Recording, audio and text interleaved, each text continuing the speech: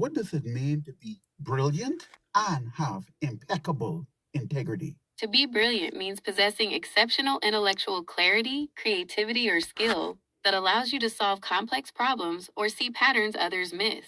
Having impeccable integrity means your actions align perfectly with a strict moral code, even when no one is watching. Together, these traits define someone who is not only a visionary, but also a unwavering moral compass.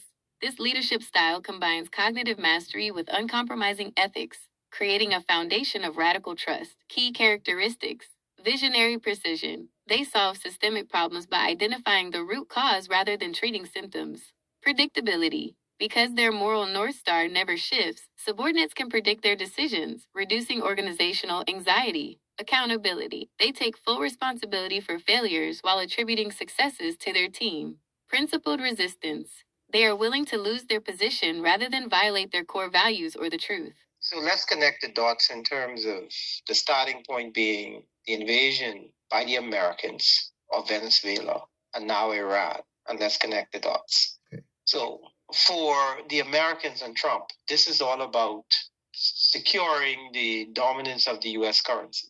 China is the largest consumer of oil on the planet. In terms of the thinking of, let's get into the mind of Trump. So he's thinking that China is the largest consumer of oil in the world. Right. He wants China, he wants to have control over the oil reserves to make sure that China purchases those oil reserves in US dollars. Right. So you would hear Trump say that we're going to take control of the oil and now we open for business. Because he's talking about having those oil reserves sold in US dollars in order to secure the demand profile of the dollar. Mm-hmm. Because without the demand, meaning that people needing that currency to actually purchase commodities, the American currency will collapse and the American economy will collapse because that dollar isn't backed by any hard assets. Right. So this is a large ditch effort by the Americans, and it's not Trump. Whoever was sitting in that seat at this time, right, as president would consider these things in terms of protecting America's dominance, in terms of being what they call themselves now, the superpower and American exceptionalism. That's what they call it. Mm-hmm. We should have this right, this exorbitant privilege, because we are exceptional. That's the psychological part of it that they built out. That's a part of the American psychology. Right. We are exceptional. We are different from any other citizens in the world, and there's an expectation for us to lead the world. Mm-hmm. That's the American psychology. But things have changed, and they've changed rapidly. Let's get into some of the resources that some of these countries have now. So Venezuela has oil, but it's a grade of oil that is what you call crude, mm-hmm, heavy crude. So it's very thick, and it has a high viscosity, very sludgy. So it's very difficult to refine. So when you compare that oil, because all oil isn't the same. So when you compare the oil from Venezuela, that is what you call heavy crude. Right. And you compare that to the oil that Iran has, which is what you call light sweet. It's very light.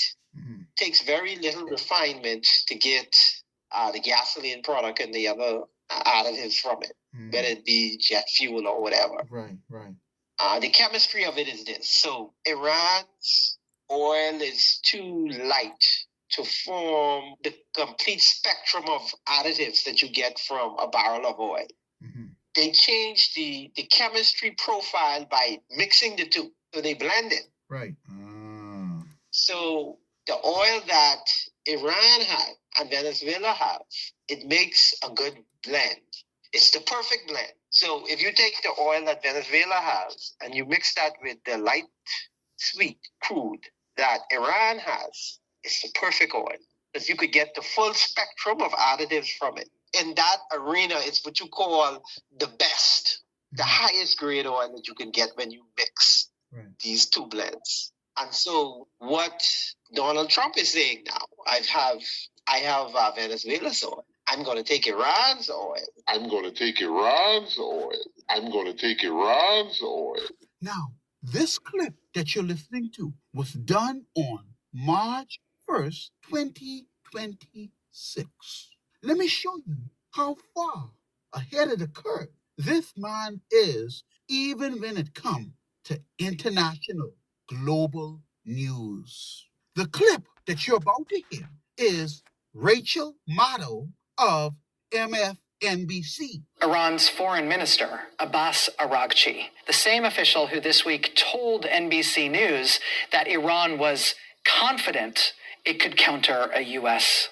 ground invasion, issued a separate statement alongside the leadership announcement. That statement said the following: Iran has accused the United States of wanting to partition the country and take its oil. I have Venezuela's oil. I'm going to take Iran's oil. Of wanting to partition the country and take its oil. Take its oil. Take its oil. That specific accusation, partition and oil, is not a random rhetorical flourish.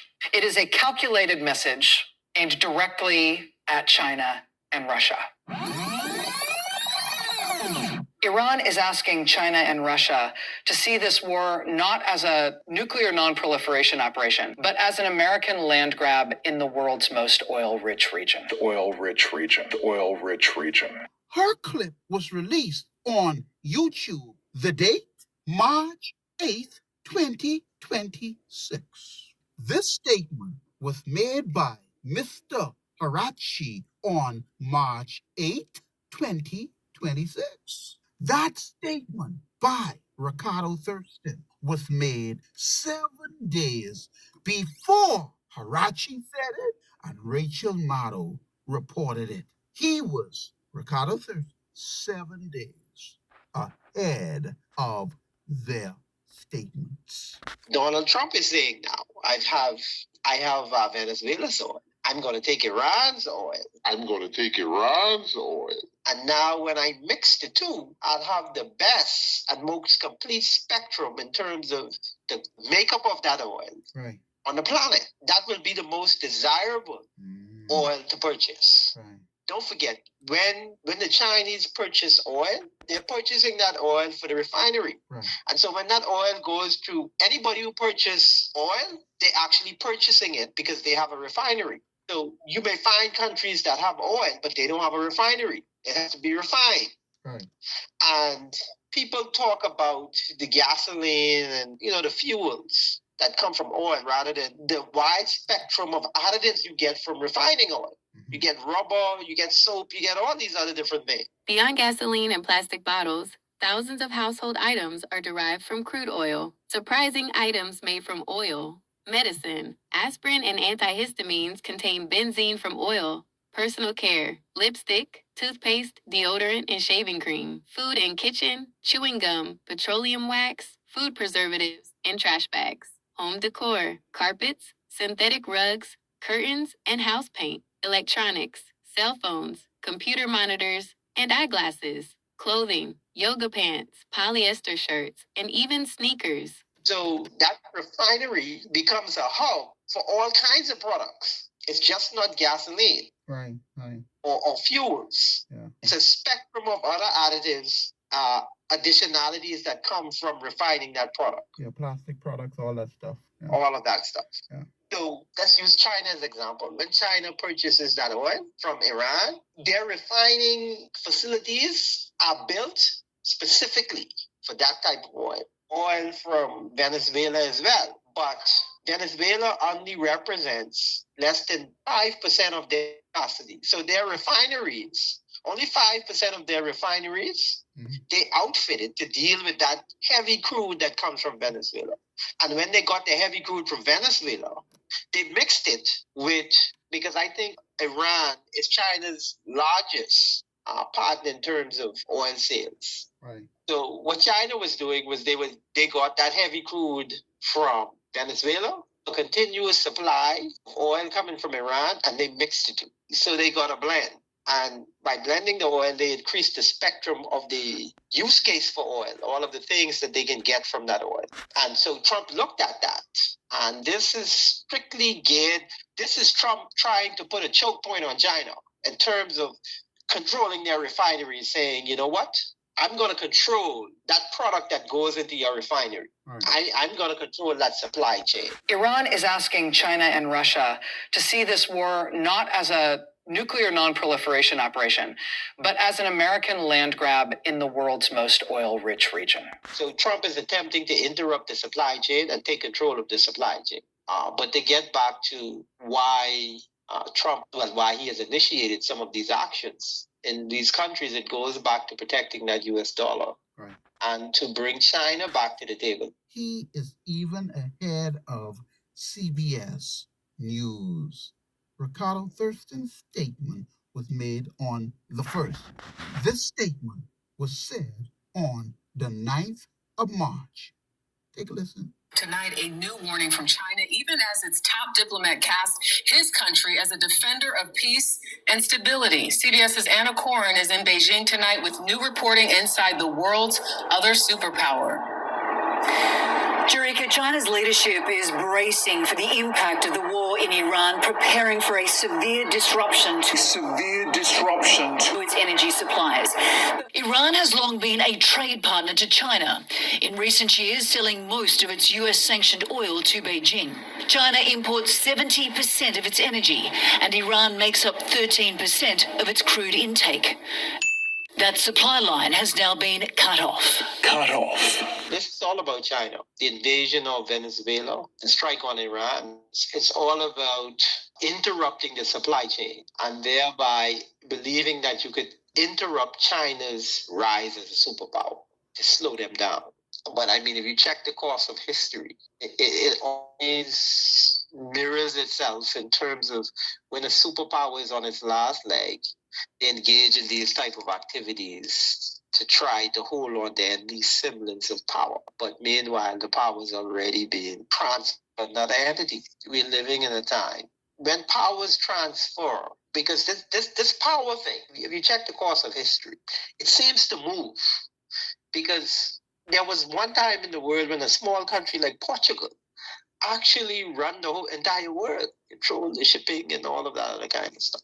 Portugal actually ran the entire world. And the power keeps shifting from country to country to country. And when the power shifts, the wealth shifts.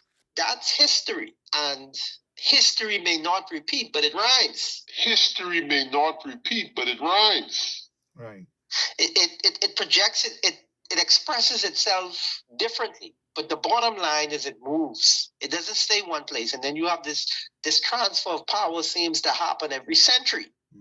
So the transfer of power began for the Americans in the 30s. Notice where we are right now in 2026.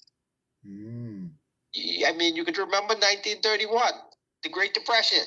And out of that rose what you see now is America. America came out of that ash and rose as the superpower of the world. And now we almost at that 100-year cycle again. And that transfer of power seems to be eminent.